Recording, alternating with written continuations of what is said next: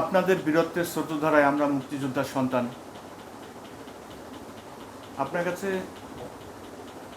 জানতে চাই মুক্তিযুদ্ধের চেতনা কী এবং এই চেতনা বহমান রাখার জন্য আমরা যারা মুক্তিযোদ্ধার সন্তান আছি তাদের কী ধরনের কর্মকাণ্ড পরিচালনা করা উচিত বলে আপনি মনে করেন?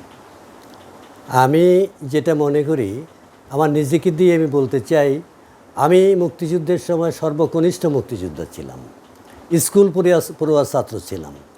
কিন্তু মুক্তিযুদ্ধে কেন অংশগ্রহণ করলাম? মুক্তিযুদ্ধে অংশগ্রহণ করলাম আমার দেশ এবং মাতৃকাকে, দেশ মাতৃকাকে বাঁচানোর জন্য।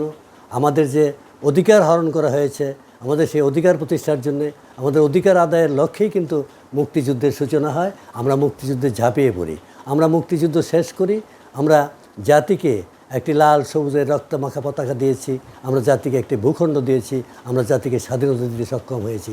আজকে তোমরা যারা মুক্তিযোদ্ধাদের প্রজন্ম, মুক্তিযোদ্ধার সন্তান, তোমাদের দায়িত্ব হয়ে পড়ে আমরা যেমনিভাবে মুক্তিযুদ্ধে ঝাঁপিয়ে পড়েছিলাম এই দেশটাকে টিকানোর জন্য, এই দেশটাকে বাঁচানোর জন্য, এদেশের মানুষকে মুক্তি দেওয়ার জন্য, ঠিক সেই দায়িত্ববোধ থেকেই তোমাদেরকে সেই দায়িত্বগুলো নিতে হবে।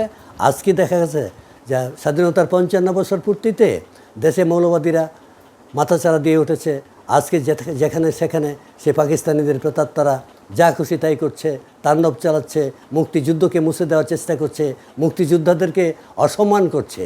71-এর চেতনাকে মুছে দেওয়ার জন্যে তাদের যে চক্রান্তের নীল নকশা, সেই নীল নকশাকে প্রতিহত করতে হলে একমাত্র মুক্তিযোদ্ধার সন্তানরাই পারবে। মুক্তিযোদ্ধার সন্তানরা যা পারবে, তারা যতটুকু দরদি হবে, তার সে দরদি আমার মনে হয় কেউ হবে কি না আমি সন্দিহান। মায়ের সে মাসির দরদ হয় না।